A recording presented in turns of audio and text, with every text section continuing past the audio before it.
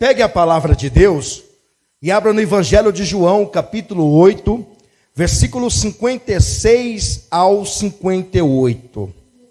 Você sabia que Abraão viu Jesus? E quando que foi que Abraão viu Jesus? Pastor, mas como que Abraão viu Jesus?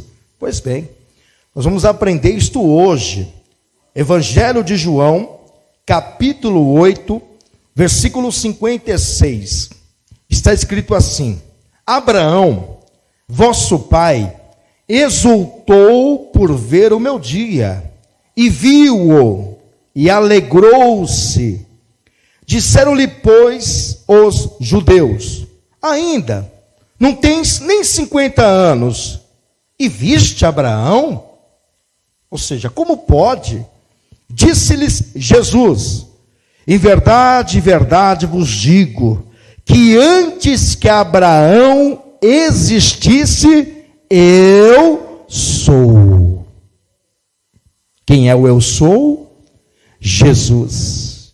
E disse-lhe Jesus: em verdade vos digo, que antes que Abraão existisse, eu sou. Quando foi que Abraão viu Jesus? Quantos creem que Abraão viu Jesus? Você crê que Abraão viu Jesus? Você também quer ver Jesus? Quantos querem ver Jesus? Quantos creem em Jesus? Por enquanto você não viu Jesus, mas você crê em Jesus. E pelos olhos da fé você verá um dia a Jesus Cristo. Amém? Então vou reler o versículo 58. E eu quero que você que está comigo aqui na Paz e Vida do Campo Belo, repita comigo bem alto e bem forte. Vamos lá. E disse-lhes, mais alto, e disse-lhes, Jesus, em verdade, vos digo que antes que Abraão existisse, eu sou. Quantos creem que Jesus é? Você crê nesta palavra? Então desocupe as tuas mãos e dê para esta palavra a mais sincera, a mais poderosa, a mais verdadeira salva de palmas. E enquanto você aplaude, glorifica, engrandece, enaltece e glorifique o nome do Senhor Jesus, diga: eu creio que eu também o verei ao Senhor Jesus como Abraão viu. Diga isso para ele, glorifique, aplaude mais forte aquele que é antes que o mundo existisse. Ele é o Senhor Jesus. Senhor meu Deus e meu Pai, a sua igreja te glorifica, a sua igreja te aplaude. Abre os céus para receber esses aplausos, e a cada pessoa que te glorifica nesta manhã, derrama a sua glória, o seu poder, e venha com seu Espírito Santo, e tome a boca do mensageiro, tome os lábios do pregador, e envie a sua palavra com poder e autoridade, e que a sua palavra vá e percorra toda a terra e produza o resultado para o qual está sendo mandada, em nome do Senhor Jesus, amém e graças a Deus. Diga: eu também o verei face a face, que assim seja, amém? Se assente. Quando foi que Abraão viu Jesus? Como é que pode? Abraão, por exemplo, ele nasceu em Ur dos Caldeus. Era a Mesopotâmia, que beirava o rio Tigre e o rio Eufrates, que passava ali o rio Tigre e o rio Eufrates, e ficava na região da Turquia, do Iraque e da Síria. E Abraão, ele nasceu 2000 anos antes de Cristo. Por isso que quando Jesus fala para os judeus que Abraão o viu, está lá no versículo 56, e quando Abraão viu Jesus neste dia, diz que Abraão se alegrou muito. Abraão, vosso pai, exultou, se alegrou, jubilou, por ver o meu dia, e ficou muito feliz, porque viu Jesus. Todos ficariam felizes ao ver o Senhor Jesus, como Abraão o viu. Então, Como que pode alguém ver uma outra pessoa, sendo que ela não nasceu na mesma época, não cresceram juntos? E Abraão nasceu 2000 anos antes de Cristo. Como é que pode Abraão ver Jesus que nasceu 2000 anos depois? É uma coisa impressionante. Mas assim como Abraão, que viu Jesus, há também um outro profeta, que falou praticamente do capítulo 1 até o último capítulo, que é 66, de Jesus. E este profeta, ele é conhecido como o profeta maior numa galeria de teologia, ou dos heróis, ou dos profetas, né? Tem os profetas menores e os profetas maiores. Menores por causa do volume de livros, não porque é menor por causa do seu trabalho ou do seu ministério, não é uma acepção, mas é por causa do volume de livros. Então tem os profetas maiores por causa do volume de livros, e também tem os profetas menores por causa também do pouquíssimos livros que escreveram. Então esse profeta, ele também falou muitas vezes acerca de Jesus, que é o profeta Isaías. Ele falou de Jesus 700 anos antes de Cristo nascer. E Isaías falou de uma maneira acerca de Jesus, como se ele estivesse do lado de Jesus, como se Jesus estivesse andando com ele, como se ele tivesse visto realmente o nascimento de Jesus. A primeira vez que Isaías fala sobre Jesus, ele fala no livro de Isaías, que é o seu livro que leva o seu nome, capítulo 9, versículo 6. Ele fala sobre o nascimento de Jesus, e olha a maneira que ele fala, como se Jesus estivesse nascendo em frente dele. Porque um menino nos nasceu. Observe que o verbo não está no futuro, e nos nascerá. Não, nos nasceu, quer dizer que ele já está no presente, já nasceu. Um filho se nos deu, e o principado, que era autoridade, governo, está sobre os seus ombros, e o seu nome será Maravilhoso, Conselheiro, Deus Forte, Pai da Eternidade e Príncipe da Paz. Olha que Isaías está dizendo cerca de 700 anos antes de Cristo nascer. Como Abraão, que viu Jesus, Isaías também está dizendo. Isaías não somente falou do nascimento de Jesus, mas Isaías também falou quem iria gerá-lo e como seria o nome desse menino. Também está em Isaías capítulo 7, versículo 14, ele fala que o menino vai nascer, quem vai gerar e como ele se chamará. Portanto, o mesmo Senhor vos dará um sinal, e eis que uma virgem, que é Maria, como é que ele sabe? Conceberá e dará à luz um filho, e o seu nome será Emanuel. E o que significa Emanuel no hebraico? Deus está conosco. Quantos creem que Jesus está conosco? Quantos creem que Jesus está conosco até a consumação do século, e Ele nunca vai nos deixar? Isaías dizendo, o seu nome será Emanuel. Esté fala quem vai gerar o filho, a Virgem Maria. Além de Isaías falar do nascimento, quem iria gerá-lo, o nome dele, Isaías também falou do ministério terreno de Jesus. Isaías capítulo 61, versículo 1 ao 2. O Espírito do Senhor Yahvé está sobre mim. É Jesus que está dizendo, tá? Porque o Senhor me ungiu para pregar boas novas aos mansos, enviou-me a restaurar os contritos de coração, e a proclamar liberdade aos cativos, e abertura de prisão aos presos, e a pregoar o ano aceitável do Senhor, e o dia da vingança do nosso Deus, a consolar todos os tristes. Olha o que Isaías está dizendo acerca de Jesus. Jesus, quando entra na sinagoga, ele pega o livro e ele fala exatamente essa profecia. Ele diz diante dos olhos de todos que estavam na sinagoga, dizendo: hoje se cumpriu esta profecia. A profecia de quem? Do profeta Isaías. o profeta messiânico, a quem mais falou de Messias. Messias é um português chamado ungido, e Cristo é a translação do grego. Então, o Messias, que é Cristo no grego, ou ungido, Isaías já estava falando acerca dele. Não falou somente do ministério. Isaías fala da morte de Jesus também. Isaías capítulo 53, versículo 3 ao 9.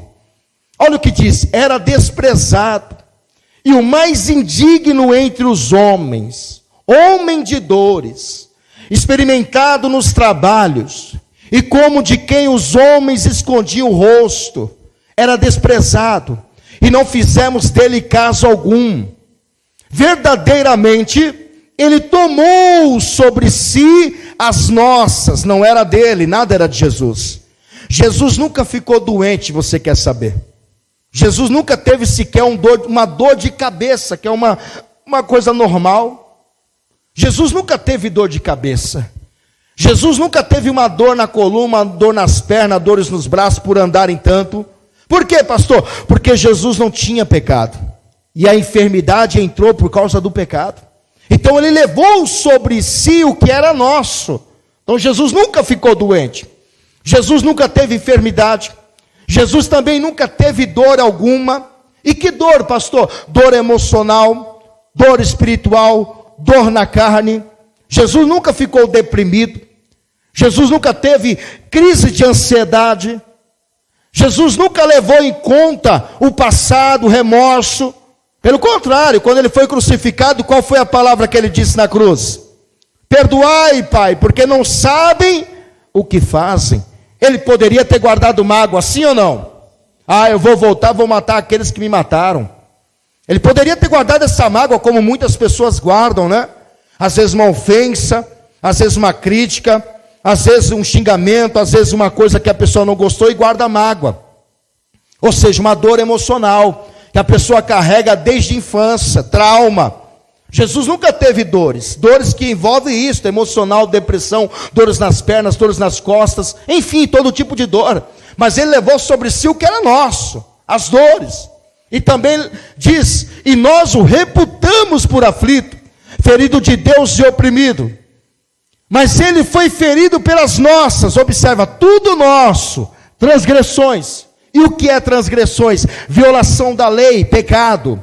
Quando você transgride a ordem de Deus, você está violando a lei, transgressão é pecado.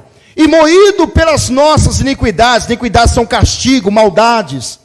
O castigo que nos traz a paz estava sobre ele, e pelas suas pisaduras não são pegadas, são sofrimentos. Tudo que Jesus sofreu na cruz foi para um propósito, para nos livrar da condenação do inferno, e para que nós sejamos sarados. Você já está curado, curada. Você já está salvo, salva. Olha, a palavra não está lá no futuro, fomos, está no passado, fomos sarados, quer dizer que eu não devo aceitar nenhum tipo de enfermidade como Jesus já levou, nenhum tipo de dor porque Jesus já levou, nem aceitar que alguém julgue os meus pecados, porque Jesus também já levou os meus pecados, e nem contar o meu passado como eu fui mal, quando eu fui cruel, porque Jesus também já levou as minhas iniquidades, as minhas maldades, e hoje eu sou sarado. Quem é sarado aqui? Você é sarado. Não aceita o mal sobre a sua vida, porque Jesus já te curou. Versículo 6, olha o que Isaías está dizendo da morte de Jesus, aqui é a morte dele. Todos nós andamos desgarrados como ovelhas, cada um se desviava pelo seu caminho, mas o Senhor fez cair sobre ele, Jesus, a iniquidade de todos nós, a maldade, os nossos pecados, tudo que era ruim caiu sobre Jesus. Ele foi oprimido, mas não abriu a boca, foi castigado, açoitado, não abriu a boca, como um cordeiro, cordeiro, presta atenção, foi levado ao matadouro, e como a ovelha muda perante os seus tosquiadores, ele não abriu a boca. da opressão e do juízo foi tirado. E quem contará o tempo da sua vida?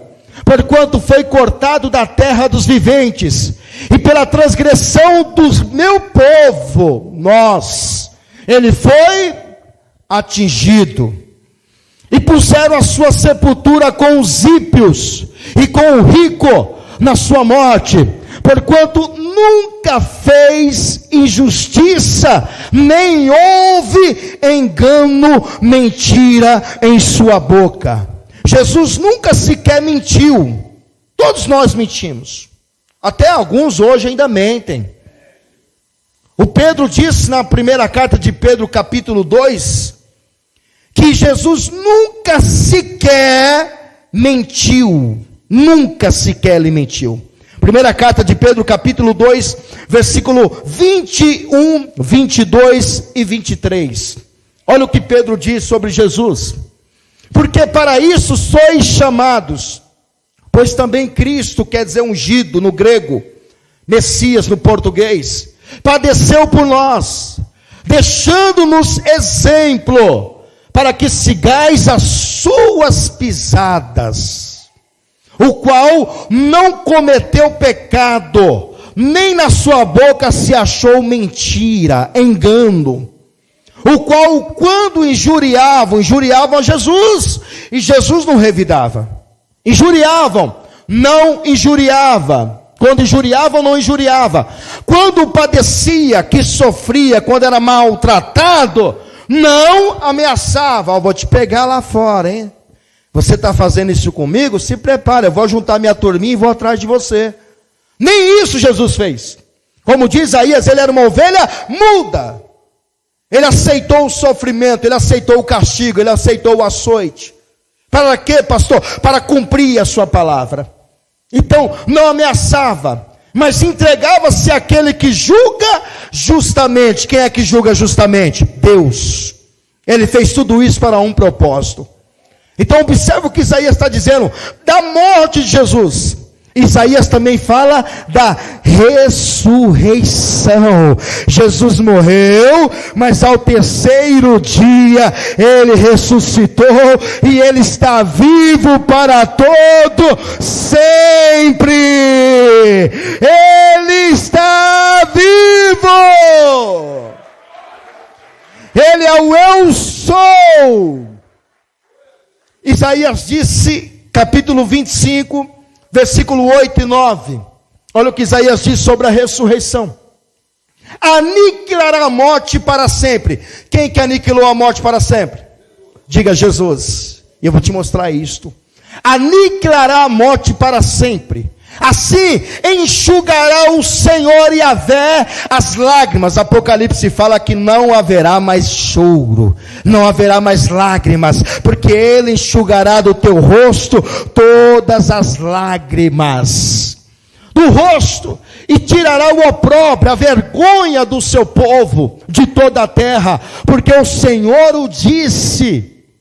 E naquele dia se dirá: eis que este é o nosso Deus, a quem aguardávamos, Ele nos salvará. Este é o Senhor, a quem aguardávamos, na sua salvação exultaremos e nos alegraremos. Como Abraão se alegrou por ver Jesus, nós também nos alegremos nele. Isaías capítulo 26, versículo 19.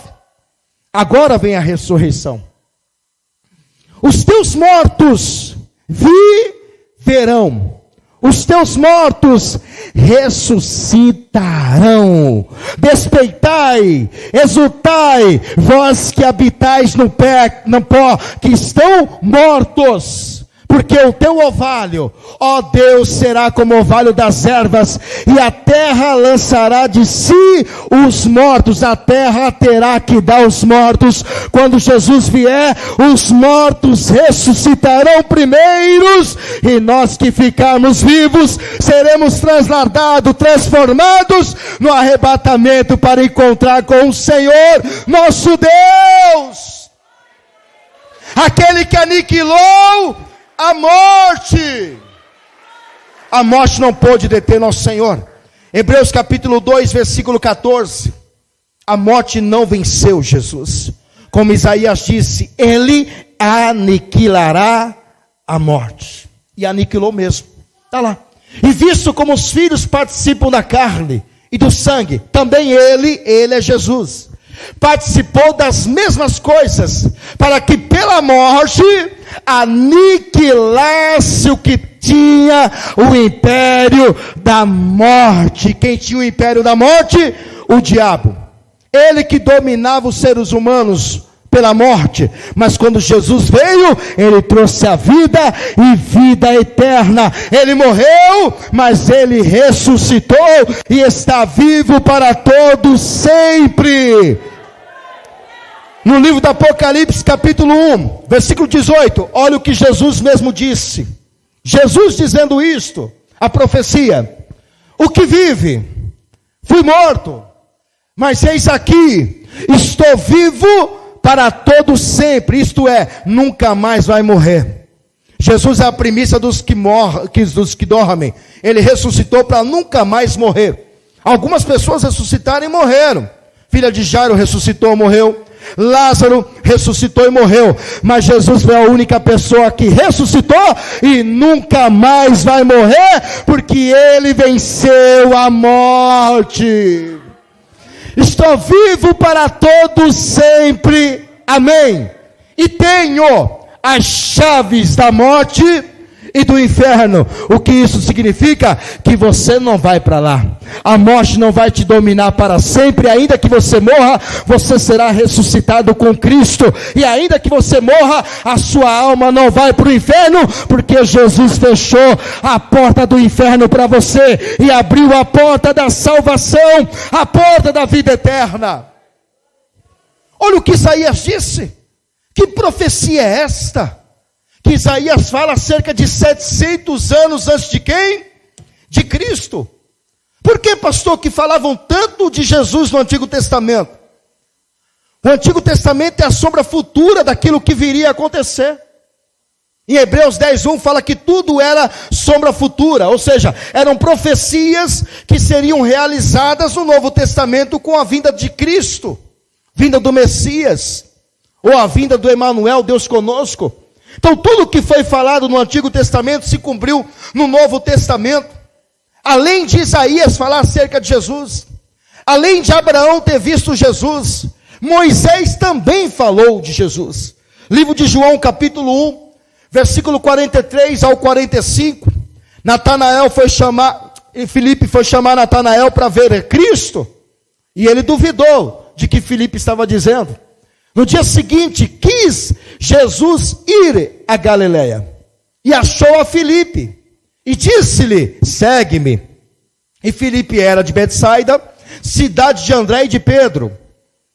Filipe achou Natanael e disse-lhe: houvemos achado aquele de quem Moisés, até Moisés falou de Cristo. Olha os profetas que falaram: Abraão, Isaías, Moisés. Moisés falou de Cristo, sabe quantos anos? Cerca de 1500 anos antes de Cristo nascer. Abraão viu Jesus cerca de 2000 anos antes de Cristo nascer. Isaías falou profecias acerca de Jesus cerca de 700 anos de Cristo nascer. E Moisés, está lá, escreveu na lei. E de quem escreveram não somente Moisés, mas também os profetas. Jesus de Nazaré, filho de José. Aí Jesus, ele está falando sobre isso, em João capítulo 5, versículo 45, ele vai falar sobre isso também. Olha o que disse Jesus: não cuideis que eu vos hei de causar para com o Pai.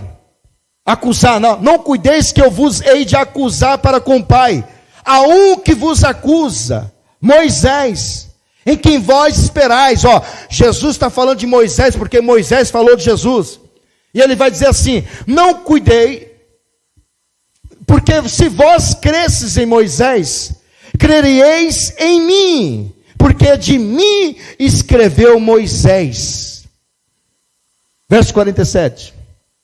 Mas, Se não credes nos seus escritos, como crereis nas minhas palavras? Jesus está dizendo, vocês não estão dizendo que Moisés é o que trouxe a lei? Vocês não estão dizendo que Moisés foi um grande profeta? Que os judeus têm Moisés como um pai mesmo, um profeta, a ponto de Deus não deixar encontrar os restos mortais de Moisés, para eles não montarem uma idolatria. Porque se encontrasse os restos mortais de Moisés, teria levantado um sepulcro lá, ou fizesse alguma tumba especial para Moisés. Iriam fazer de Moisés um Deus. Por quê, pastor? Foi Moisés que tirou eles do Egito. Foi Moisés que libertou eles da escravidão. Então eles tinham Moisés como Salvador. Moisés é uma tipologia de Cristo. Moisés libertou o povo do Egito. Jesus libertou o povo do mundo. Libertou o povo da morte. Então eles queriam ali, se pudesse encontrar os restos mortais de Moisés, teria feito uma idolatria.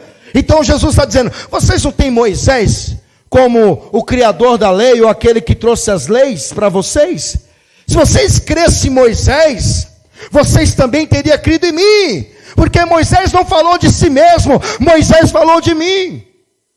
Olha, até Moisés no Antigo Testamento falou acerca de Jesus. Isto prova que Jesus, como disse a Abraão, que ele é, antes de tudo que o mundo existisse, ele é. Ele diz, eu sou. Isaías capítulo 43 e versículo 13. Coloca na NVI. Então Jesus é antes de Moisés, Jesus é antes de Abraão, Jesus é antes de Isaías, ele é antes que o mundo formasse, desde os dias mais antigos, eu sou. Não há quem possa livrar alguém da minha mão, agindo eu, Jesus é, quem poderia revertê-lo? Então ele é o eu sou. E o que quer dizer eu sou? Passado, presente e futuro. Jesus é o mesmo ontem, amanhã e eternamente. Apocalipse disse, ele é o ontem, ele é o que era, o que é e o que há de vir. E também Hebreus capítulo 13, versículo 8 diz, Jesus é o mesmo ontem, hoje e para sempre. Ele vai continuar sendo o mesmo. Quantos creem em Jesus aqui? Quantos creem em Jesus? Você crê que Abraão viu Jesus? Quantos creem que Abraão viu Jesus? Quantos creem que Moisés falou de Jesus? Quantos creem que Isaías profetizou acerca de Jesus? E qual foi o dia que Abraão viu Jesus? Porque Jesus disse, Abraão me viu, e por ele ter me visto, se alegrou. Se ele se alegrou, foi no dia de felicidade de Abraão, né?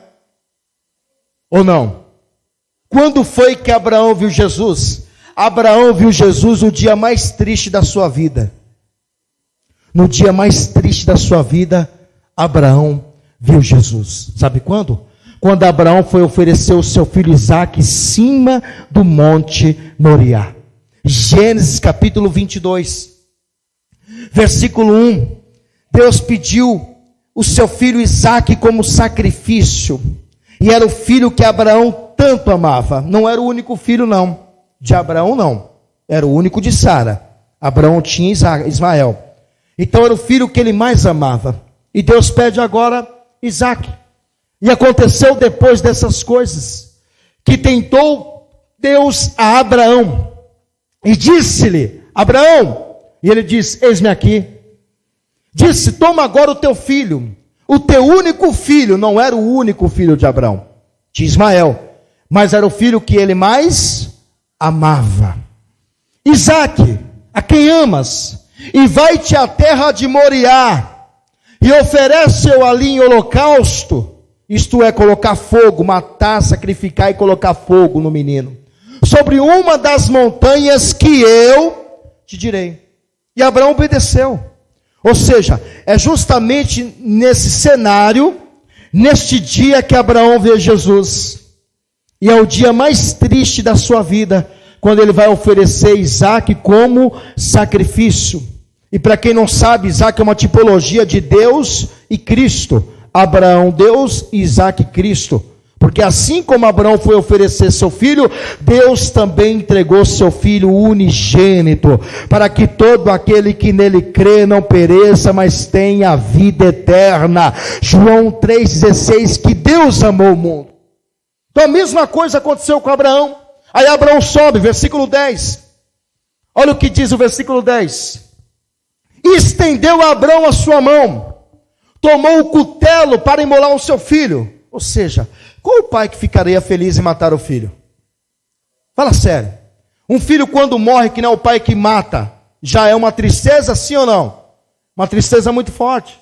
O pai às vezes não consegue nem se recuperar, a mãe também não consegue nem se recuperar.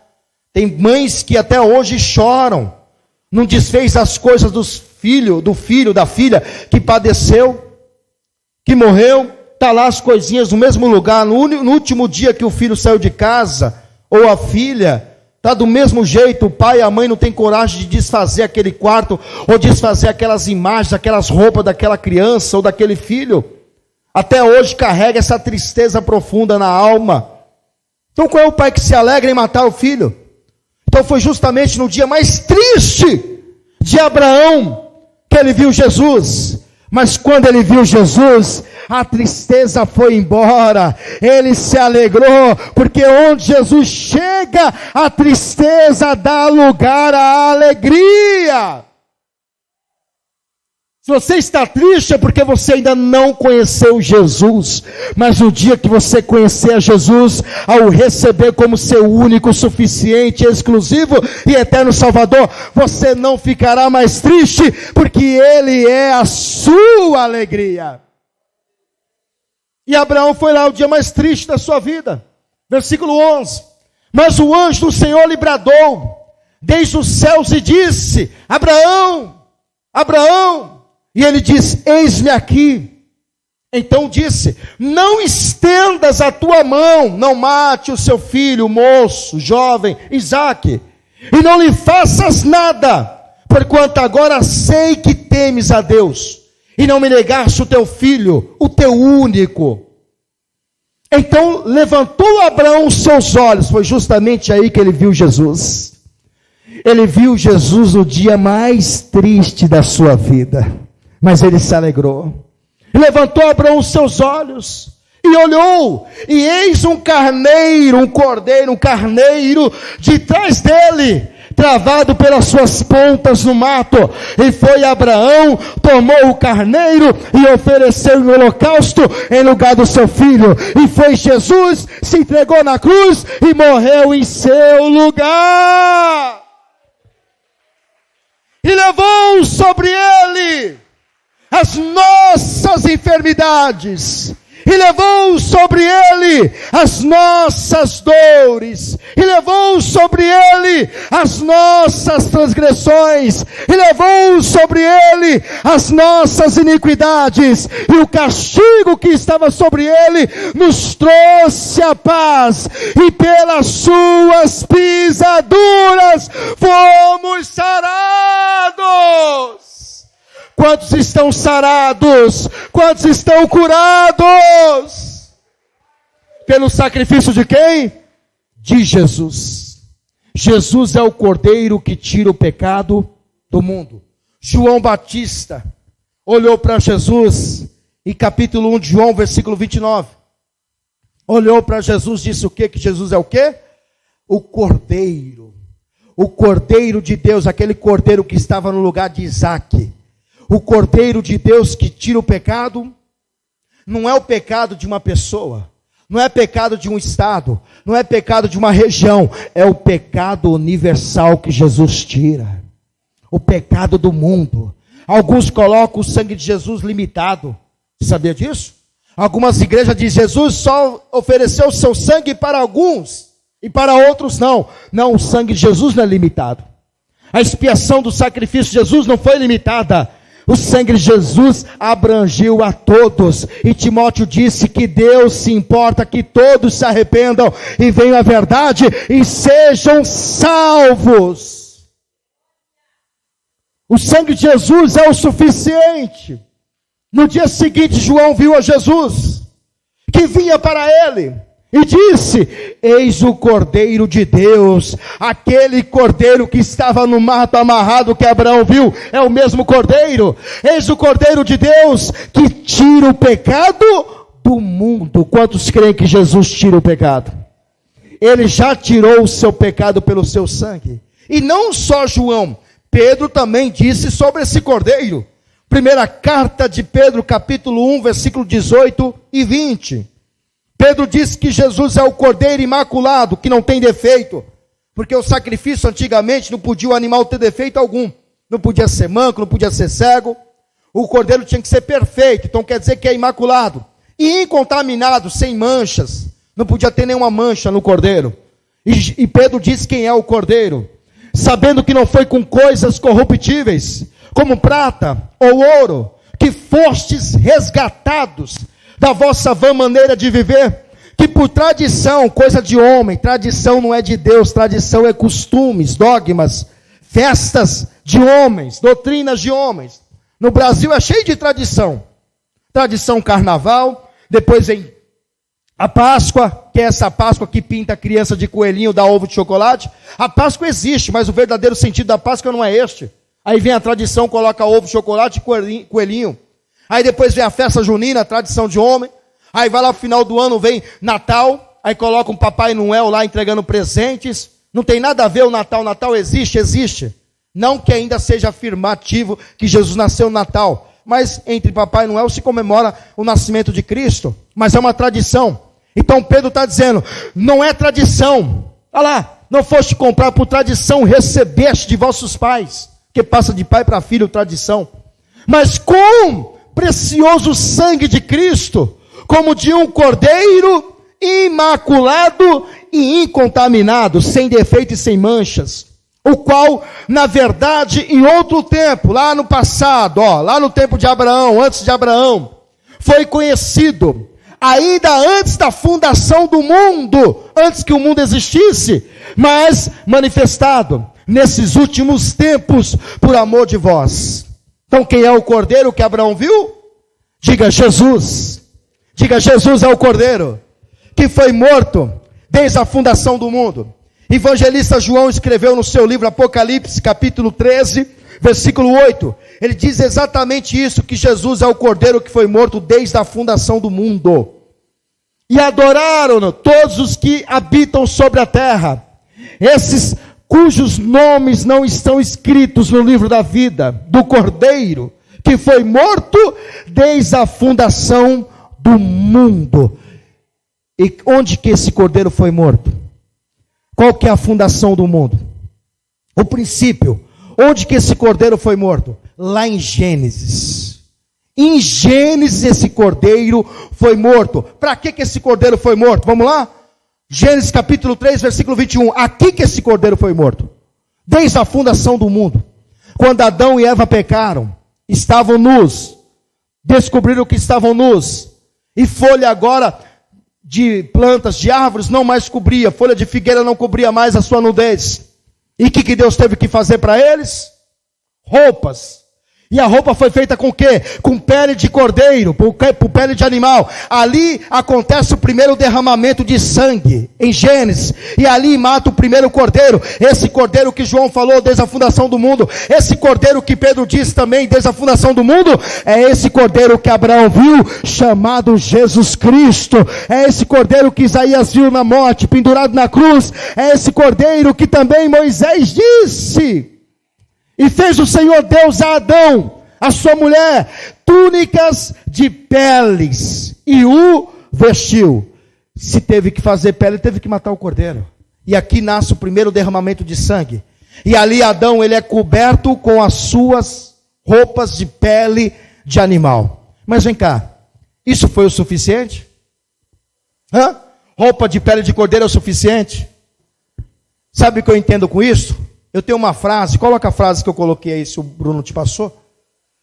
Sabe o que é pele de cordeiro? Ou seja, o que é roupa, né? Quando coloca aventais? É religião.